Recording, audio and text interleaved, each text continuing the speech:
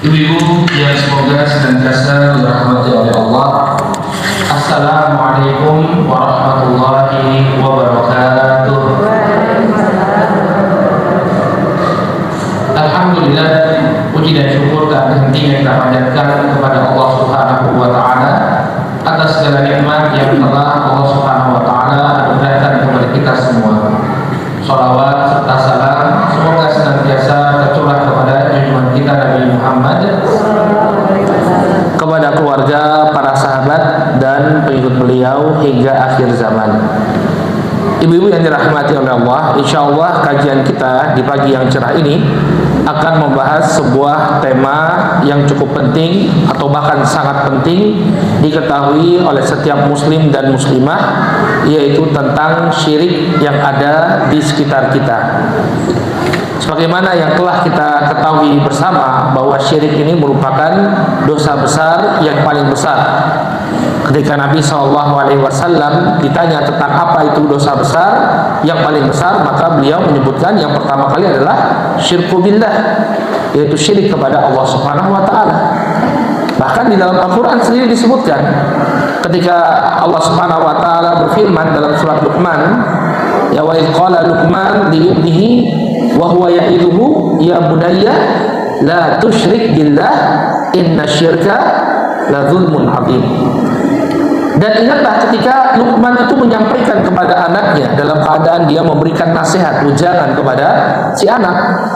Luqman mengatakan, ya bunayya la tusyrik billah. Wahai anakku, janganlah engkau melakukan kesyirikan kepada Allah. Inna syirka la dzulmun 'adzim. Sesungguhnya syirik itu merupakan dosa yang amat besar. Dosa yang amat besar. Oleh karena itu hendaknya kita mengetahui apa bahaya syirik ini dan apa jenis-jenisnya. Jangan sampai kita nanti terjatuh pada perbuatan syirik, apalagi syirik akbar. Nauzubillah. Ya, jadi kita perlu mengetahui, selain mengetahui hal-hal yang baik, kita juga perlu mengetahui tentang hal-hal yang buruk, ibu-ibu. Ya, tujuannya agar apa? Agar kita tidak terjatuh pada perbuatan buruk tadi. Nabi SAW pernah ditanya tentang Hudzaifah. Hudzaifah tidak hanya bertanya tentang yang baik, tapi perkara yang buruk. Ya, ditanya tentang apa yang akan terjadi ya, di masa depan, tentang fitnah-fitnah yang akan terjadi. Demikian juga dalam sebuah bait syair disebutkan, araftu syarra la li syarri walakin bi tawaqqihi faman lam ya'rif syarra minal khairi yaqa fihi.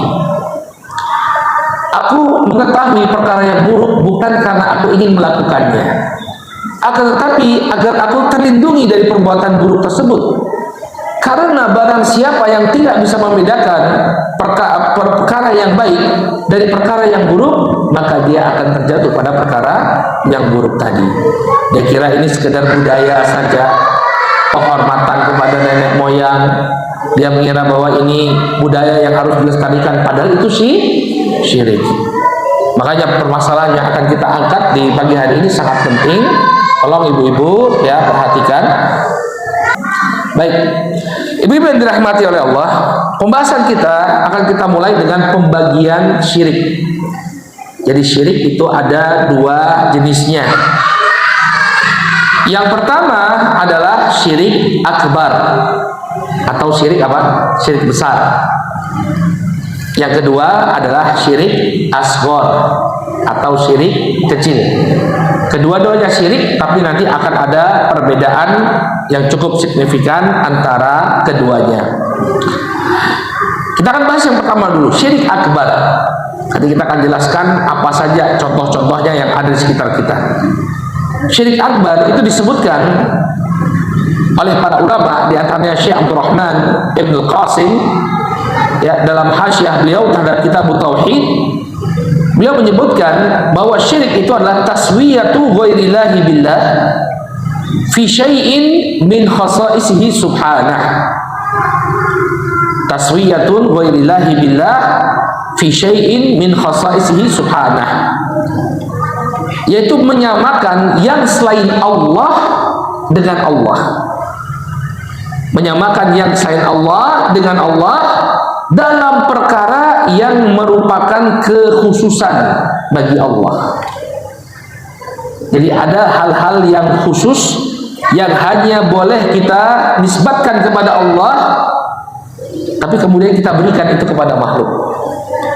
Ada hal-hal yang khusus yang merupakan haknya Allah, tapi kita berikan kepada yang selain Allah. Nah, itulah syirik akbar.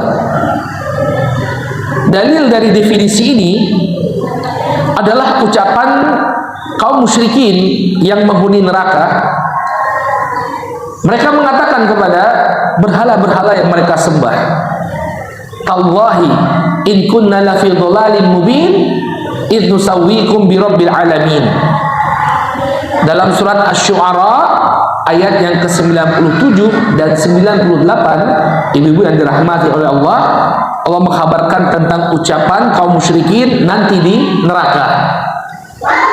Dia mengatakan, atau mereka mengatakan, "Tallahi in kunna lafi dhalalin mubin." Demi Allah, sesungguhnya dahulu kami benar-benar berada di dalam kesesatan yang nyata. Ini dia ngomong sama berhala-berhalanya. Apa kesesatan yang nyata yang dilakukan oleh kaum musyrikin? "Idh nusawwikum bi rabbil alamin." Yaitu kami telah menyamakan kalian dengan Rabbul Alamin, yaitu Allah Subhanahu wa ta'ala. Berarti yang mereka lakukan apa? Kesalahan yang mereka lakukan itu menyamakan yang selain Allah dengan Allah Subhanahu wa ta'ala dalam perkara-perkara yang merupakan kekhususan bagi Allah Subhanahu wa ta'ala. Nah, ini adalah definisi syirik akbar, yaitu menyamakan yang selain Allah dengan Allah dalam perkara-perkara yang merupakan kekhususan bagi Allah. Nah, syirik akbar ini merupakan dosa besar yang paling besar. Beberapa bahaya dari syirik akbar. Yang pertama adalah dosa syirik akbar itu tidak akan diampuni oleh Allah Subhanahu wa ta'ala. Artinya apabila seseorang itu melakukan syirik akbar, kemudian dia meninggal dunia dalam keadaan dia belum bertobat dari syirik akbarnya, maka dia akan disiksa di dalam api neraka, tidak akan diampuni oleh Allah sama sekali. Dalilnya adalah firman Allah Subhanahu wa ta'ala dalam surat An-Nisa ayat yang ke-116, di mana Allah Subhanahu wa ta'ala berfirman, "Innallaha la yaghfiru ayyushraka bihi wa yaghfiru ma duna dzalika liman yasha." Sesungguhnya Allah Subhanahu wa ta'ala tidak akan mengampuni dosa syirik dan mengampuni yang lebih ringan daripada itu bagi siapa yang Allah Subhanahu wa ta'ala kehendaki. Dari yang menunjukkan bahwa dosa syirik tidak diampuni. Para ulama ketika menafsirkan ayat ini, mereka mengatakan dosa syirik ini dosa yang tidak Allah ampuni, berbeda dengan dosa lainnya selain dosa-dosa kekufuran. Ya, dosa-dosa yang lain yang lebih ringan daripada syirik itu tahta masyiatillah, di bawah kehendak Allah Subhanahu wa ta'ala. Bisa jadi Allah Subhanahu wa ta'ala ampuni dan bisa jadi tidak Allah ampuni. Tapi kalau dosa syirik tidak, Allah Subhanahu wa ta'ala tidak akan mengampuninya, kecuali apabila orang tersebut sebelum dia meninggal dunia, dia meninggalkan perbuatan syiriknya dan benar-benar bertobat kepada Allah, barulah Allah akan ampuni. Tapi kalau dosa-dosa yang lain, bisa jadi Allah berikan curahan rahmatnya kepada hambanya selama dosa itu bukan dosa syirik, selama dosa itu bukan dosa kekufuran, diampuni oleh Allah. Tapi kalau dosa syirik, tidak. Kemudian bahaya dosa syirik akbar yang kedua, bahwa syirik ini menghapus amalan-amalan kita. Dalam Al-Quran surat Al-An'am ayat yang ke-88, Allah Subhanahu wa ta'ala mengatakan, "Walau asyraku lahabita anhum ma kanu ya'malun."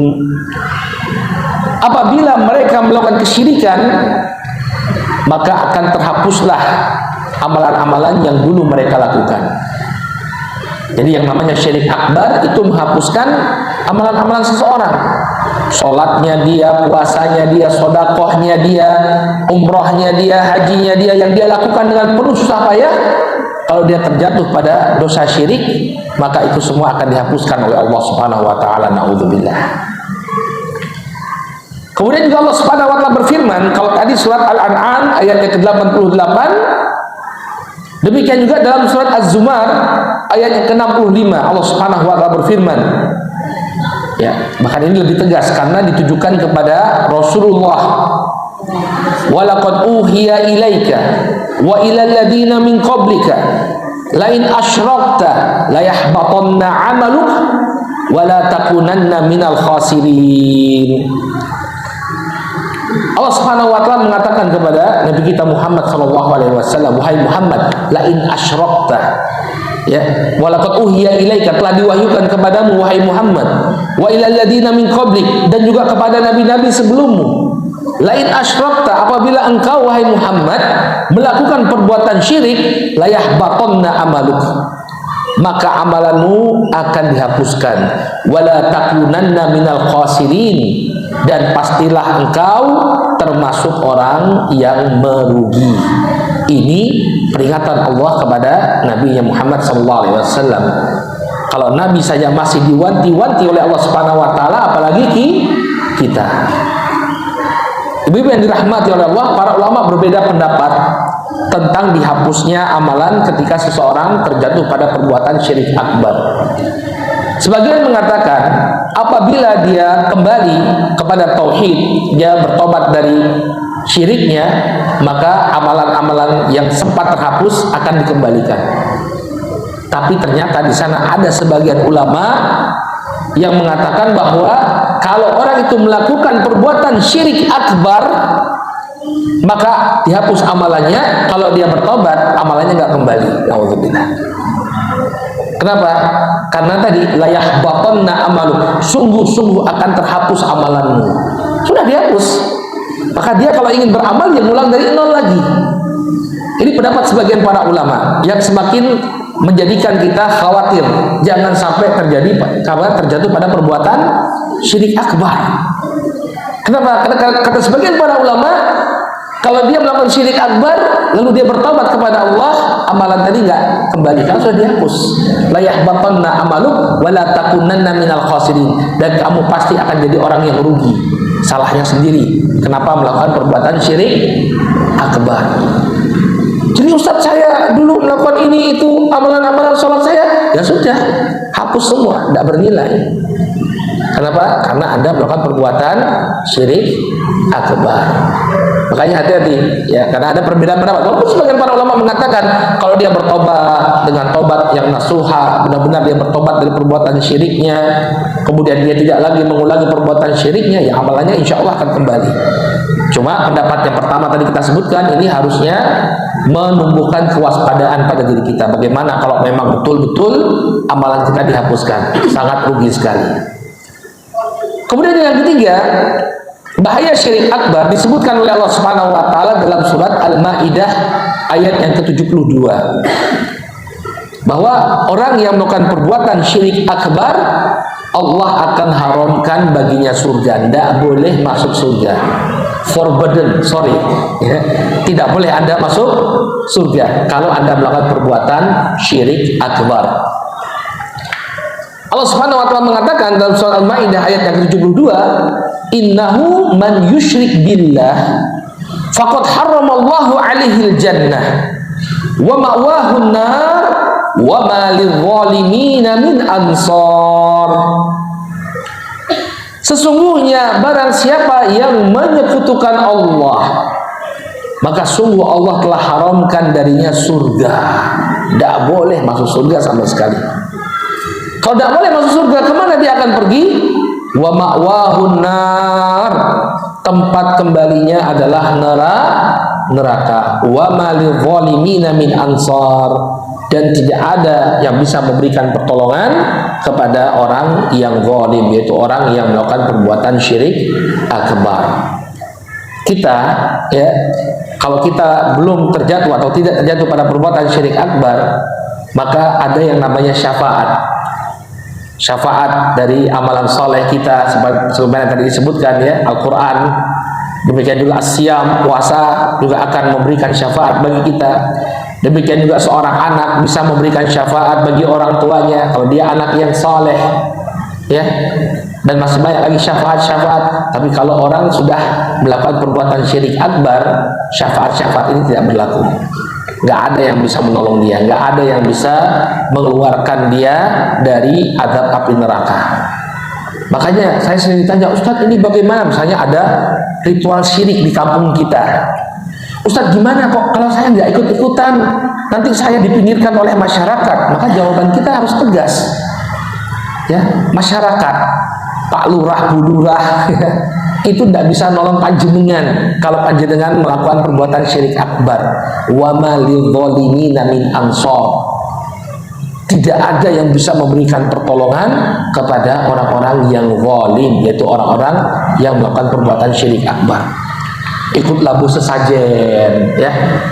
Kemudian di akhirat nanti saya cuma ikut-ikutan, oh enggak bisa. Wa ma lidzalimina min ansor. Tidak ada yang bisa memberikan pertolongan. Yang nanti bikin kita sedih nanti, ya, naudzubillah, mudah-mudahan tidak, ya, kalau kita ikut-ikutan mereka berbuat syirik, kemudian kita meninggal duluan, belum sempat bertobat dari perbuatan syirik. Nah, orang yang ngajak kita syirik diberi hidayah oleh Allah, bertobat dari syiriknya, ya Allah ternyata ini syirik. Nah, kita sudah ikut-ikutan syirik, kita mati duluan, belum sempat bertobat. Nanti pas di akhirat, loh kok kamu masuk surga? Iya ya, aku alhamdulillah diberi kesempatan Allah untuk bertobat. Lah aku udah salah dewe. Makanya ibu-ibu, ya, masalah tauhid itu tidak bisa ditawar-tawar. Panjenengan kalau melakukan perbuatan syirik akbar, tidak ada yang bisa menolong. Nah, sekarang apa saja, ya, bentuk syirik akbar? Para ulama, ya, membagi syirik akbar ini pada dua perkara. Yang pertama, syirik dalam rububiyah Allah. Saya itu sebenarnya nggak ada papan tulis ya di sini, ya. Kalau ibu-ibu mau bikin tabel, oh ya slide, tapi saya bawa tab ini. Saya tunjukkan saja nanti, ya. Mudah-mudahan ada di sini, masuk ke drive. Nanti dibikin bagan seperti ini. Pucili men Ustaz. Saya sebentar. Nanti dia membesar. Nah, bikin seperti ini biar memudahkan. Ini ada syirik, kemudian syirik akbar, syirik asghar. Ya.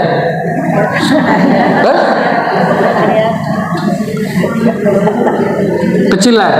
Pokoknya digambarkan saja. Pokoknya syirik kemudian bercabang. Akbar, asghar. Kemudian akbar nanti pada rububiyah, pada uluhiyah. Asghar nanti dalam niat dan keyakinan, ucapan dan perbuatan. Ya, kalau saya sudah jelaskan, insya Allah nanti lebih paham nanti, ya. Sekarang kita bahas syirik akbar dulu. Syirik akbar kata para ulama diantaranya adalah syirik dalam ar-rububiyah. Syirik dalam ar-rububiyah. Yang disebutkan oleh Syekh Al-Wasabi dalam Al-Qaulul Mufid, beliau menyebutkan, dzalika ka'an ya'taqida syakhsun anna ghairallah yahluku aw yarzuqu aw yuhyi aw yumit ila ghairi dzalika min sifatir rububiyah. Syirik akbar dalam rububiyah Allah yaitu seseorang meyakini bahwa yang selain Allah itu menciptakan, yang selain Allah itu memberikan rezeki, bisa menghidupkan, bisa mematikan, atau perkara-perkara rububiyah lainnya seperti mengatur alam semesta, ya. Apa ada yang seperti Ustaz? Ada. Ibu pernah mendengar istilah wali kutub? Ada sebagian orang yang ikut thariqah tasawuf, sufi, mereka itu menganggap ada wali-walinya mereka, yakni junjungan-junjungannya mereka, syekh-syekh thariqahnya mereka, itu ikut andil serta dalam mengatur alam semesta. Ya, ada wali yang tugasnya ini mengatur masalah yang ada di Asia Tenggara. Jadi kayak PBB begitu, ya. Ada 7 kata mereka itu. Ada wali. Wali itu banyak. Ada wali autad, wali abdal, wali kutub.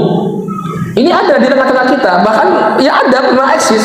Mereka percaya adanya wali-wali Allah yang ikut serta dalam mengatur alam semesta. Bahkan di antara mereka diberikan derajat rububiyah, bisa menghidupkan dan mematikan. Si fulan itu gak mati-mati, kenapa? Karena wali Allah fulan belum mengizinkan, kata mereka. Dan itu ada di YouTube-nya juga ada. Nah, yang ini merupakan kesesatan dan merupakan kesyirikan dalam rububiyah Allah. Kenapa? Yang mengatur alam semesta ini hanyalah Allah. Allah yang menciptakan kita, Allah yang mengatur segala sesuatu, Allah yang menghidupkan, Allah yang mematikan. Maka ini merupakan syirik akbar dalam rububiyah Allah. Allah Subhanahu wa taala mengatakan dalam surat Saba ayat ke-22, "Qul id'ul ladzina za'amtum min dunillah la yamlikuna mithqala dzarratin fis samawati wala fil ard wa ma lahum fihima min syirkin wa ma lahum minhum min dhahir." Katakanlah, suruhlah orang-orang yang kamu anggap sebagai Tuhan selain Allah, mereka tidak memiliki kekuasaan sebesar zarrah pun. Zarrah itu sesuatu yang sangat kecil, baik di langit maupun di bumi, dan mereka tidak punya keikutsertaan sama sekali dalam penciptaan langit dan bumi dan pengaturannya. Dan sekali-kali tidak ada di antara mereka yang menjadi pembantu bagi Allah Subhanahu wa taala. Ya. Jadi kalau ada orang yang menganggap selain Allah bisa menciptakan, bisa menghidupkan, bisa mematikan, ya, bisa mengatur alam semesta ini. Jadi misalnya kalau ini kan sekarang zamannya megatrust katanya ya, akan terjadi gempa besar. Nah, nanti kita berdoa aja ke wali fulan, biar wali fulan tidak ikut menggoncang-goncangkan Indonesia. Nah, ini syirik ya. Dia mengakui bahwa ada yang berfungsi seperti Allah Subhanahu wa taala dalam mengatur alam semesta. Maka nggak boleh yang seperti ini, merupakan syirik akbar. Kemudian syirik akbar jenis yang kedua adalah syirik dalam ibadah. Kalau tadi dia meyakini bahwa ada pengatur alam semesta selain Allah. Kalau syirik ibadah, dia berikan ibadahnya kepada yang selain Allah. Disebutkan oleh Syekh Abdul Aziz Al-Abdul Latif, beliau mengatakan syirkun akbar wa huwa an yasrifal abdu naw'an min anwa'il ibadah li ghairillahi ta'ala. Syirik akbar yaitu ketika seorang hamba menyelewengkan satu jenis dari jenis-jenis ibadah kepada yang selain Allah. Jadi ibadahnya itu enggak lagi kepada Allah, tapi kepada yang selain Allah Subhanahu wa ta'ala. Apa contohnya Ustaz di sekitar kita? Contohnya berdoa dan beristighotsah kepada selain Allah. Datang ke kuburan keramat misalnya, kemudian meminta kepada kuburan keramat tersebut, ke tempat-tempat pesugihan. Saya ingin kaya, wahai, sebutkanlah siapa, ya. Maka ini merupakan perbuatan syirik. Doa itu hanya boleh kita panjatkan kepada Allah Subhanahu wa ta'ala. Anda nggak boleh berdoa kepada yang selain Allah. Bahkan berdoa kepada malaikat pun nggak boleh, apalagi berdoa kepada orang-orang yang telah meninggal dunia. Allah Subhanahu wa ta'ala perintahkan kita, ud'uni astajib lakum. Berdoalah kalian kepadaku, maka niscaya aku akan kabulkan. Allah perintahkan kita untuk berdoa hanya kepada Allah Subhanahu wa ta'ala. Maka kalau ada orang yang berdoa kepada yang selain Allah, beristighotsah meminta perlindungan kepada yang selain Allah, dia telah terjatuh pada perbuatan syirik akbar. Dan inilah yang dilakukan oleh masyarakat Quraisy dulu. Mereka datang kepada berhala-berhala mereka minta rezeki, ya, mereka datang ke berhala-berhala mereka untuk minta perlindungan. Kalau mereka ingin melakukan perjalanan safar, datang kepada berhala meminta agar dilindungi. Ini perbuatan syirik yang dilakukan oleh masyarakat jahiliyah terdahulu. Nah, sekarang di masa kita pun sama. Cuma mungkin mereka tidak lagi meminta kepada Lata, Uzza, Manat, tapi mereka minta kepada kuburan keramat, ya, Kiai Fulan, ke tempat pesugihan di Gunung Kawi misalnya. Bahkan biasanya perbuatan-perbuatan syirik ini diikuti dengan perbuatan keji lainnya, seperti ritual yang terjadi di Kemukus. Pernah dengar nggak ibu-ibu?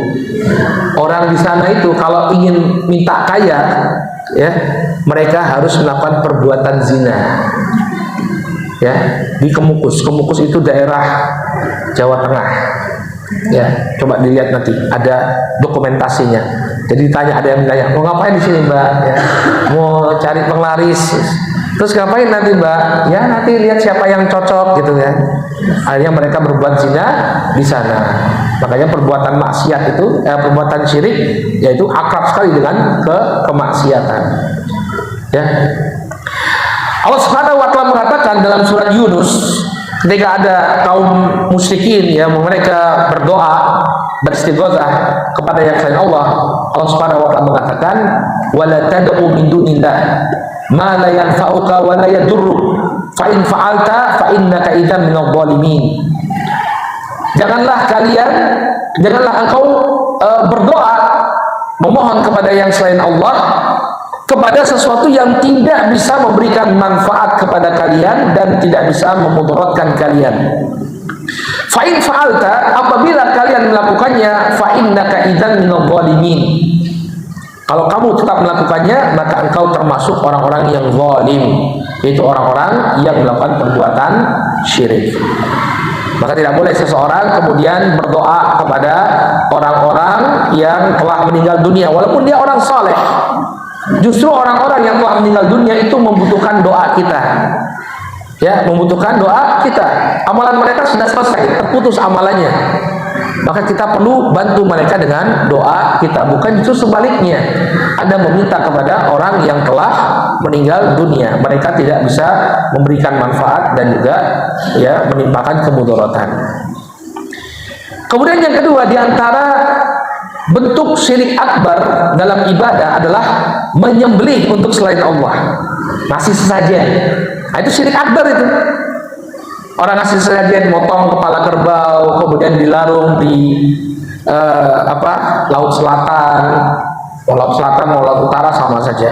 Atau menyembelih hewan ketika ada proyek, mau memulai proyek, lalu mereka menyembelih kerbau, kemudian kepala kerbaunya ditanam di tempat proyeknya biar tidak diganggu oleh jin. Ini nggak boleh, ini semua syirik akbar. Pelakunya terjatuh pada syirik akbar.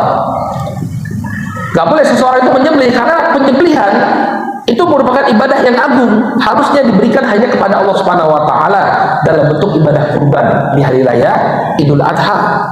Atau ketika seseorang mendapatkan anak, dia sembelih untuk Allah, untuk apa? Akikah.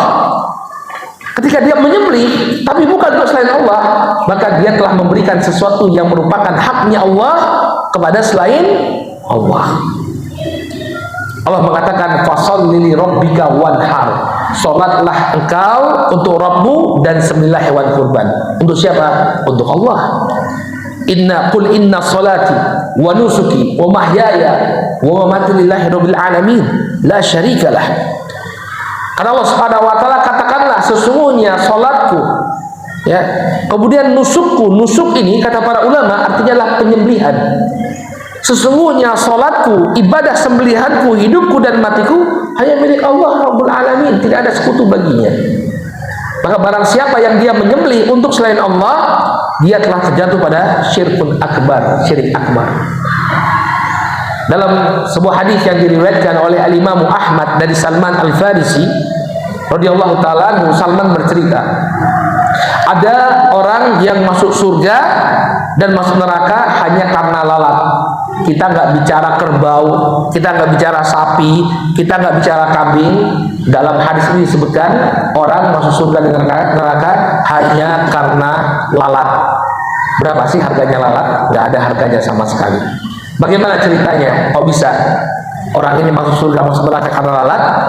Kata Salman Al-Farisi, dakhala jannah rajulun fi dzubab wa dakhala an-nar rajulun fi dzubab. Ada orang yang masuk surga karena lalat dan ada juga yang masuk neraka karena lalat. Qala marra rajulani ala qaumin lahum sanamun la yajuzu ahadun hatta yuqarriba lahu syai'an. Ada dua orang laki-laki, dia melewati suatu kampung. Dan penduduk kampung itu memiliki sebuah berhala. Mereka tidak membiarkan siapapun lewat dengan selamat dari kampung mereka kecuali harus mempersembahkan sesuatu kepada berhala tersebut. Faqalu li ahadihima qarrib. Ya. Maka mereka berkata kepada salah seorang di antara mereka, buatlah sesajen untuk berhala kami. Qala laisa indi syai'un uqarrib. Maka orang yang pertama mengatakan, aku tidak memiliki sesuatu apapun untuk dijadikan sebagai sesajen. Maka orang mengatakan, qarrib walau dzubaban. Berilah sesajen walaupun itu hanya seekor lalat. Suatu yang sangat tidak berharga. Faqarraba dzubaban fakhalu sabilahu fadakhalan nar. Maka kemudian dia mengambil seekor lalat, menangkap seekor lalat, lalu dijadikan sebagai sesajen, dipersembahkan kepada berhala tadi. Fakhalu sabilahu, maka kemudian dia pun dibiarkan untuk melanjutkan perjalanan, fadakhalan nar, tapi dia masuk ke dalam api neraka. Ada orang yang kedua sama, ya, dia mengatakan, tapi dia memegang prinsip tauhidnya, ma kuntu liuqarriba li ahadin syai'an dunallah. Saya tidak akan mungkin memberikan sesuatu apapun kecuali hanya kepada Allah. Nggak mau dia ngasih sajian apapun. Maka kemudian apa yang dilakukan oleh mereka? Ya, fadarabu unuqahu, maka kemudian dia pun dipenggal kepalanya, fadakhalal jannah, tapi dia masuk surga. Nah, ibu-ibu, posisi kita tuh sama sebenarnya. Anda mau mempertahankan prinsip tauhid Anda atau ikut-ikutan manusia?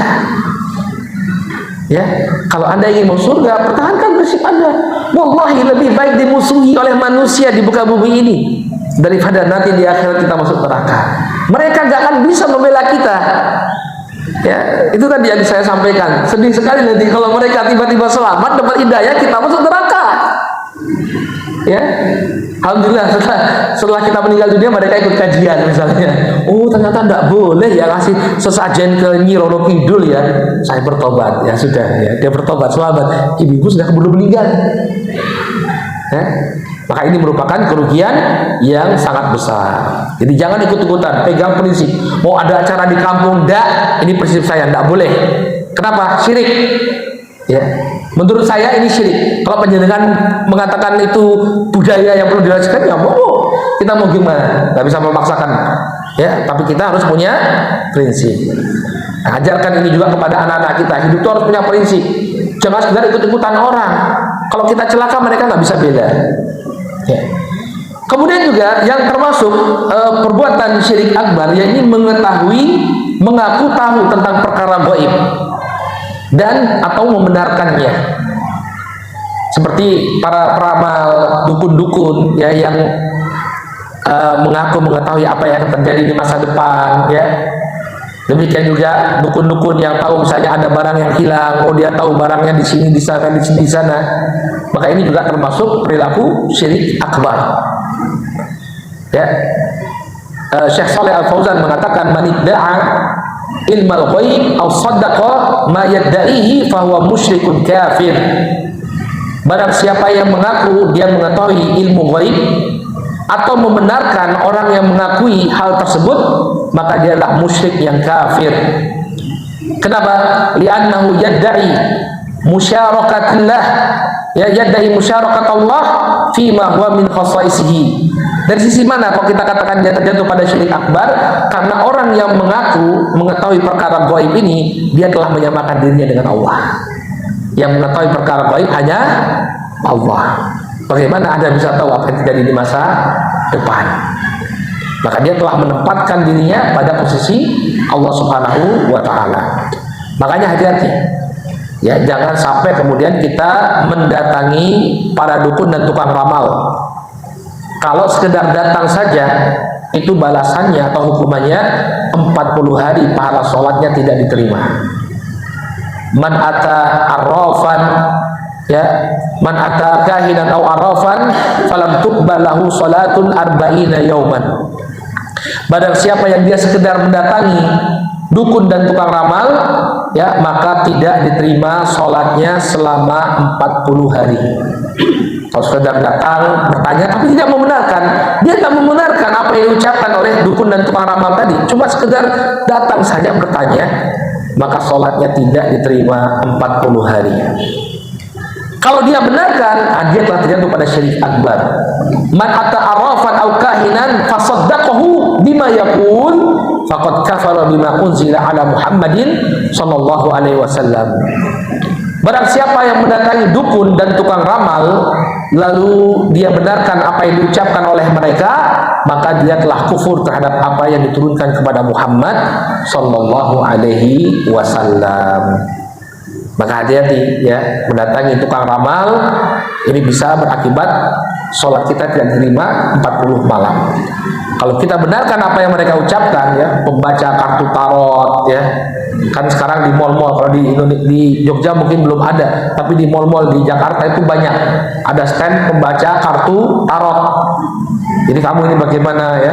Demikian juga ramalan bintang ya, bulan ini yang bintangnya Libra akan mendapatkan musibah ya. Bulan depan dia akan menikah misalnya. Ini kan satu hal yang sebenarnya sangat tidak logis. Kenapa kita bisa dibodoh-bodohi dengan konsep bintang Libra, Aquarius dan lain sebagainya? Sekarang kita lihat ya, misalnya ada peramal mengatakan pada bulan ini yang berbintang Libra akan mengalami musibah misalnya. Coba kita lihat ya, orang yang di dalam pesawat misalnya ada musibah pesawat jatuh, di sana ada 300 penumpang. Apakah 300 penumpang itu bintangnya sama? Ini saya ngajarkan ibu-ibu berpikir logis. 300 orang ya, kata peramal itu yang siang bintangnya misalnya Libra sama Aquarius. Nah sekarang coba kita lihat itu, orang misalnya ada pesawat jatuh atau kapal karam, korbannya 300 orang. Apakah semua bintangnya Libra sama Aquarius? Ya enggak. Makanya nggak ada kaitannya dengan bintang-bintang, dengan sia-sio itu ya, sio babi ya, ikut-ikutan orang-orang Cina, orang-orang kafir ya. Orang Muslim nggak boleh seperti itu. Ya, perkara gaib masa depan itu yang tahu adalah Allah Subhanahu wa Ta'ala. Maka termasuk syirik akbar, seseorang mengaku mengetahui perkara gaib dan juga yang membenarkan, berarti dia membenarkan orang tersebut, dia juga telah jatuh pada syirik akbar. Kemudian ini terlepas dari apa yang kita sampaikan tadi, 3 hal tadi ya, syirik pada rububiyah, syirik pada uluhiyah, dan mengaku perkara gaib. Ada juga satu hal yang tersebar di tengah-tengah kita, dan ini erat sekali hubungannya dengan syirik akbar, yaitu sihir. Guna-guna istri muda misalnya ya. Kemudian teluk atau santet. Nah ini juga merupakan syirik akbar. Kenapa kok erat sekali syirik itu dengan syirik, sihir itu dengan syirik? Karena tukang sihir, dukun sihir itu, tukang santet atau tukang guna-guna tidak akan mendapatkan kekuatannya kecuali dia harus mempersembahkan sesuatu kepada para setan. Makanya kita katakan sihir dan syirik itu erat sekali hubungannya. Orang itu kalau ingin mendapatkan bantuan dari setan ada tumbalnya. Misalnya apa? Mereka harus melakukan perbuatan yang tercela.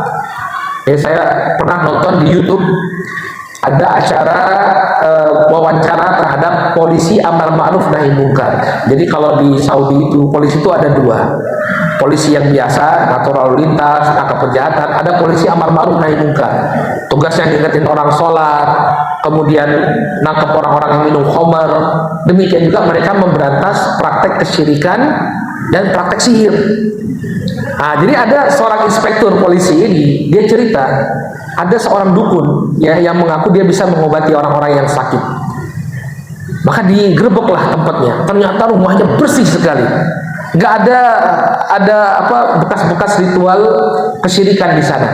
Dulu kan pernah ada Ki Joko Budo, tapi sudah tobat ya. Ki Joko Budo tahu ibu ya. Dia itu pernah menampakkan, saya punya ruangan ini, nggak boleh siapapun masuk ke dalam ruangan ini. Nah itu disitulah dia melakukan perbuatan kafirnya.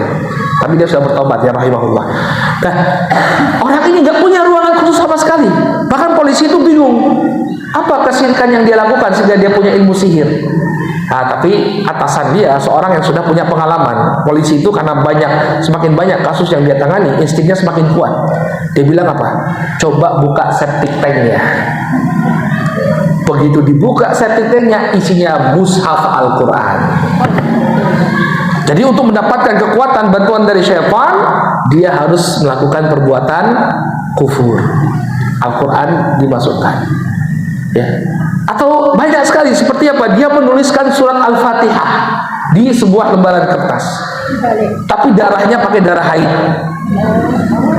Atau apa, darah anjing disembelih, tampung darahnya, kemudian dibuat jadi tinta Al-Fatihah. Itu kan pelecehan. Ya. Maka ini juga merupakan perbuatan syirik akbar.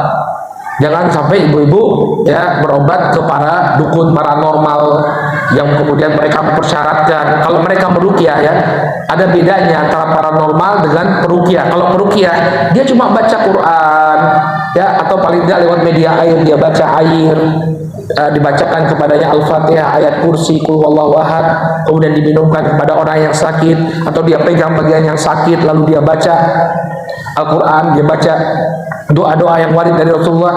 Ini ruqyah yang syar'i. Tapi kalau minta macam-macam, misalnya ya, yang sering di Jawa itu minta ayam cemani warna hitam, kemudian disembelih lalu dibuang ke satu tempat. Nah itu buang ke satu tempat itu untuk jin, itu untuk setan. Ya, maka hati-hati dengan praktek sihir. Ya, kata Allah Subhanahu Wa Taala, wa ma kafara Sulaiman walakinna syayatina kafaru yu'allimuna an-nasa sihra. Sulaiman itu tidak kafir karena mereka menuduh ilmu sihir itu dari ajarannya Nabi Sulaiman. Ini bohong. Wa ma kafara Sulaiman, kata Allah. Sulaiman itu tidak kafir, tapi yang mengajarkan sihir itulah yang kafir, yaitu siapa? Syaitan. Ya. Ini pembahasan tentang syirik akbar. Sekarang kita beralih kepada syirik kecil. Jangan tertipu dengan nama kecilnya. Para ulama menjelaskan syirik, walaupun dikatakan syirik kecil, dia tetap terhitung dosa besar. Disebut syirik kecil untuk membedakan dengan syirik akbar yang mengeluarkan dia dari keislamannya. Syirik kecil ini dia tidak mengeluarkan seseorang dari Islam, tapi kalau dia lakukan terus menerus dia bisa keluar dari Islam. Makanya para ulama ya menjelaskan bahwa definisi syirik kecil disebutkan oleh Syekh Abdurrahman Al-Qasim, ma'ata fin nusus annahu syirkun walam yasil ila haddi syirkil akbar. Yang namanya syirik kecil adalah sesuatu yang disebut oleh nas, oleh dalil Al-Quran dan hadis sebagai syirik, tapi belum sampai pada syirik akbar. Atau definisi yang lebih detail lagi disebutkan oleh Syekh Abdurrahman bin Nasir As-Sa'di dalam Al-Qaulus Sadid. Beliau mengatakan bahwa syirik kecil adalah kullu wasilatin wa dari'atin ya yatatarraqu minhu ila syirkil akbar. Setiap perantara yang mengantarkan seseorang pada syirik akbar. Ya, ada perbuatan yang mengantarkan seseorang pada syirik akbar, minal iradat berupa niat atau keyakinan, wal aqwal demikian juga ucapan, wal af'al dan perbuatan. Jadi bentuk syirik kecil itu ada 3. Yang pertama niat, kembali kepada hati. Kemudian yang kedua ucapan. Kemudian yang ketiga adalah perbuatan. Allati lam tablugh rutbatal ibadah, yang belum sampai kepada derajat ibadah. Jadi dia tidak beribadah kepada yang selain Allah, tidak. Dia melakukan ibadah kepada Allah, tapi apa? Padanya terdapat kesyirikan dalam ucapan, perbuatan dan niatnya.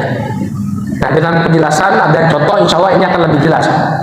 Ya, tadi disebutkan oleh Syekh As-Sa'di bahwa syirik asghar itu terbagi menjadi 3. Yang pertama syirik yang berkaitan dengan niat dan juga keyakinan yang ada dalam hati.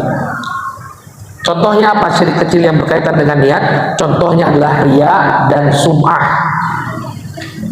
Riya dan sum'ah. Riya itu melakukan satu amal sebenarnya sama ya, mirip. Riya itu ingin dilihat oleh manusia, sum'ah itu agar namanya disebut-sebut, didengar di tengah-tengah publik. Maka ini merupakan syirik kecil. Nabi SAW sendiri yang menyebutnya sebagai syirik kecil.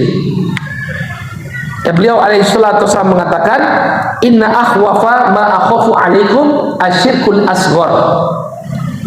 Sesungguhnya perkara yang paling aku khawatirkan terjadi pada diri kalian adalah syirik akbar. Fasu'ila anhu, kemudian dia ditanya apa syirik asghar, kata Nabi. kata inna ma akhafu alaikum asyirkul asghar, perkara yang paling aku khawatirkan terjadi pada diri kalian adalah syirik asghar. Ini beliau mengatakan kepada para sahabatnya. Fasuila anhu, lalu beliau ditanya, apa itu syirik asghar, apa itu syirik kecil? Qala ar-riya, maka beliau mengatakan riya. Jadi seseorang melakukan satu amalan untuk dilihat oleh manusia, mendapatkan pujian oleh manusia. Maka barang siapa yang melakukan suatu ibadah riya untuk dilihat oleh manusia, dia telah terjatuh pada syirik asghar. Lalu apa tadi kan dikatakan bahwa syirik asghar ini yang mengatakan pada syirik akbar. Kalau sekali dua kali dia melakukan syirik asghar, ini masih syirik kecil ya. Kalau dia melakukan riya sekali dua kali, ini masih termasuk syirik kecil. Tapi kalau dalam setiap ibadahnya dia nggak pernah melakukan ibadahnya kecuali untuk dilihat oleh manusia, maka ini bukan lagi syirik kecil, tapi syirik akbar. Seperti apa yang dilakukan oleh kaum munafikin. Kaum munafikin di masa Nabi, mereka sholat, tapi apa kata Allah Subhanahu wa taala dalam Al-Qur'an? Ya, wa idza qamu ila sholati qamu kusala yura'unan nas. Apabila mereka bangkit untuk sholat, mereka bangkit dengan bermalas-malasan. Kenapa? Niatnya agar dilihat oleh manusia. Oh, si fulan sholat. Apakah orang munafik itu melakukan sebuah dosa yang kecil? Tidak. Innal munafiqina fi darkil asfali minan nar. Yang namanya orang munafik, dia terletak di bagian bawah api neraka. Kenapa? Mereka melakukan amalan tidak pernah karena Allah Subhanahu wa taala. Makanya riya ini tidak boleh dipelihara, harus dilawan. Kenapa? Karena kalau dipelihara setiap kali dia melakukan ibadah pasti riya, maka ini akan mengantarkan dia pada syirik akbar. Kemudian juga yang berkaitan dengan keyakinan adalah apa yang disebut dengan at-tatayyur. At-tatayyur itu menganggap sial, ya, hanya dengan melihat gejala-gejala alam. Misalnya ada burung terbang ke arah kiri,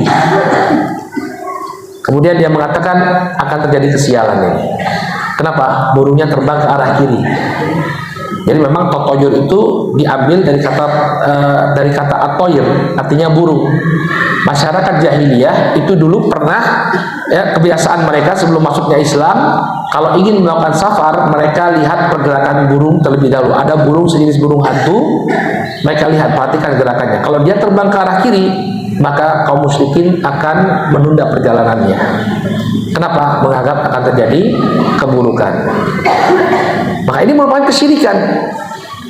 Ya, para ulama menggolongkannya sebagai syirik kecil karena tidak ada hubungannya sama sekali. Apa hubungannya burung terbang ke kiri dengan musibah yang akan menimpa kita? Ada hubungannya atau tidak? Tidak ada. Makanya Nabi mengatakan at-tiyaratu syirkun, at-tiyaratu syirkun. Yang namanya tiarah itu adalah syirik. Tiarah itu adalah syirik. Menganggap sial hanya dengan melihat gejala tertentu itu syirik.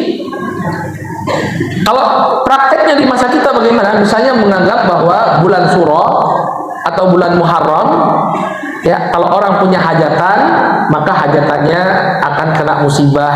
Kalau dia menikah, pernikahannya tidak langgeng, dan keyakinan-keyakinan yang semisal. Kalau dia menganggap terjadi kesialan karena waktu-waktu tertentu, maka dia telah jatuh pada at-tiyarah atau at-tatayyur. Ini syirik asghar. Apalagi bentuk prakteknya, ya, percaya dengan angka-angka sial. Kalau orang barat itu percaya angka sial itu angka berapa? 13. Makanya dulu ada film Friday the 13th.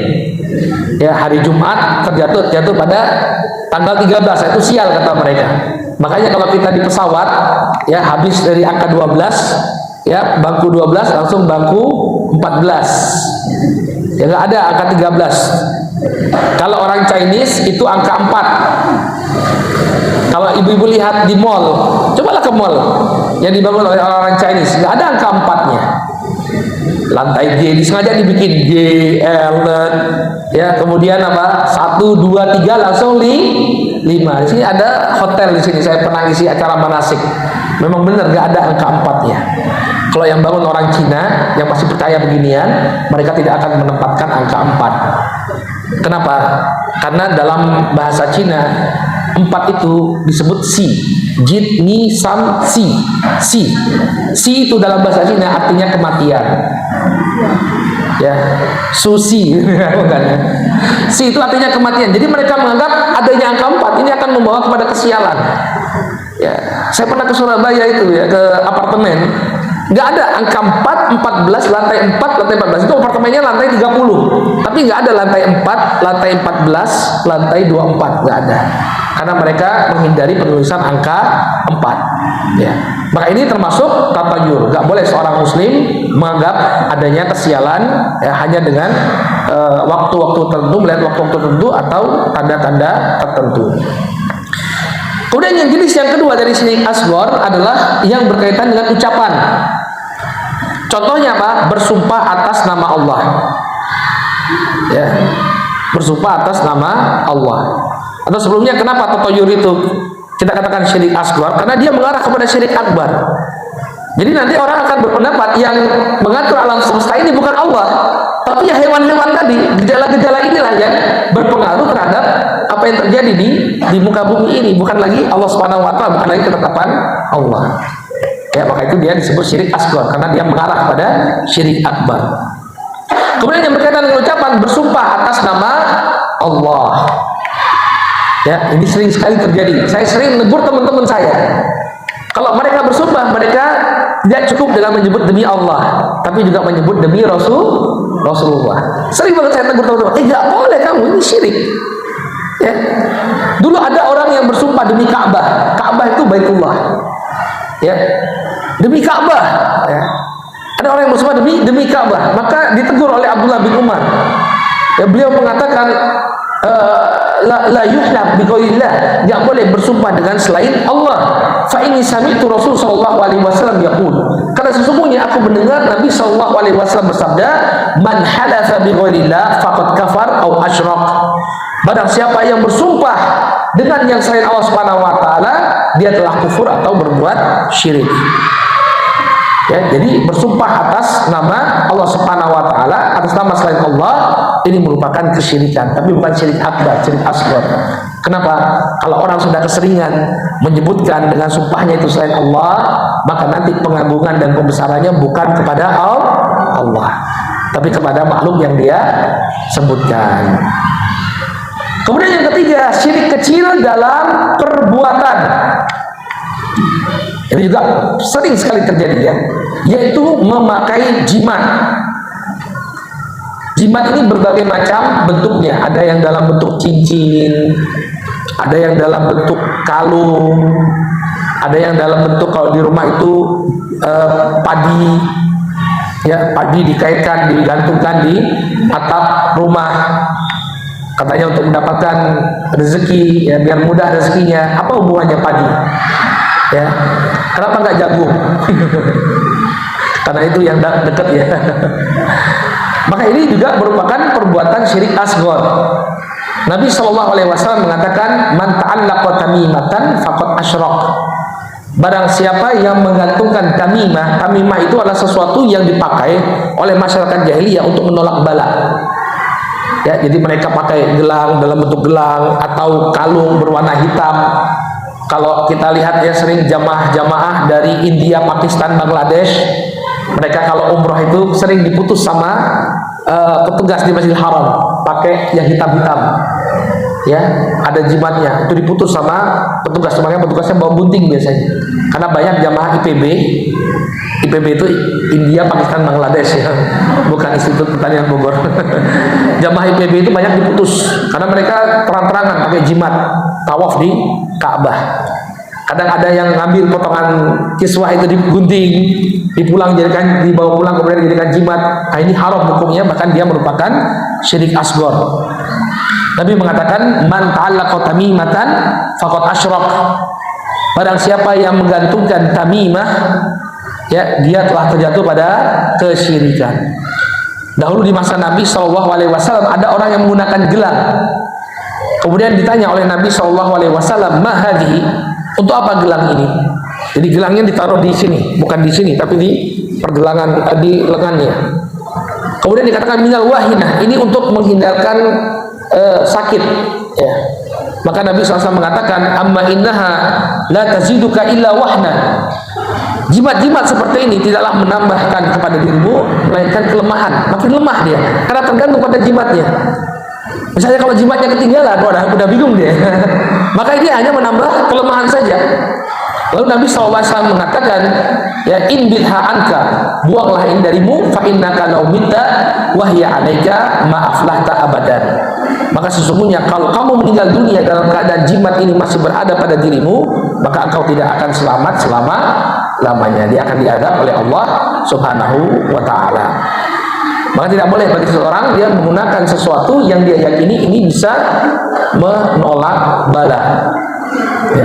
Saya pernah ditanya tentang penggunaan sebagian batu-batu, batu giok, ya katanya bisa menyerap aura negatif. Maka ini saya khawatir terjatuh juga sama dengan tamimah, sama dengan tamimah, sehingga sebaiknya dijauhi. Kecuali memang ada penelitian ilmiah, seperti ada alat untuk alat elektrik ya, pakai baterai listrik yang bisa mengikat ion negatif. Ya, kalau itu bisa dibuktikan dengan ilmiah, memang ada zat-zat yang berbahaya yang kemudian masuk ke sana difilter dulu, maka ini dia tidak mengapa. Tapi kalau nggak ada, sekedar asumsi saja, ini saya khawatir sama hukumnya dengan tamimah yang dilarang oleh Rasulullah Shallallahu Alaihi Wasallam. Demikian juga menggantungkan foto-foto, ya, foto Habib, foto Kiai. Ya, kadang-kadang di rumah makan itu ditempelkan ada foto siapa saya nggak tahu, orang tua gitu ya. Katanya ini bisa mendatangkan keberuntungan. Nah, ini nggak boleh. Kemudian patung kucing, ya. Ya, ada di warung-warung itu, padahal kan orang Islam juga ya, warungnya orang Islam, ada patung kucing yang begini-begini. Ya, bagus dia taruh patung Doraemon daripada itu ya. Syirik ya, nggak boleh. Kenapa? Menganggap ini bisa mendatangkan keberuntungan. Nah, kenapa dia dibilang syirik asghar? Karena dia bisa mengantarkan pada syirik akbar. Awalnya dia meyakini ini jadi sebabnya Allah berikan keberuntungan bagi saya, tapi lama-kelamaan udah gak ada lagi hubungannya sama Allah. Yang bisa ngasih keberuntungan kepada saya adalah jimat ini. Nah, itu sebabnya kenapa at-tamimah termasuk dari syirik asghar. Nah, inilah mungkin ibu-ibu yang dirahmati oleh Allah ya, beberapa jenis kesyirikan yang ada di sekitar kita. Kalau misalnya nanti ada yang ibu-ibu lihat dari apa yang ada di masyarakat, silakan disampaikan dan coba kita kaji apakah itu termasuk syirik ataukah tidak. Baik, demikian materi yang bisa kami sampaikan. Jadi kalau ingin mempermudah ya tadi ya dibikin seperti tabel ya, tabel seperti ini akan lebih memudahkan ibu-ibu ya untuk mencerna tadi apa yang kita sampaikan. Ya. Wallahu taala a'lamu bishawab. Nakif ilahuna, kita cukupkan dulu sampai sini. Kemudian kalau ada yang ingin ditanyakan kami persilakan. Silakan Bu.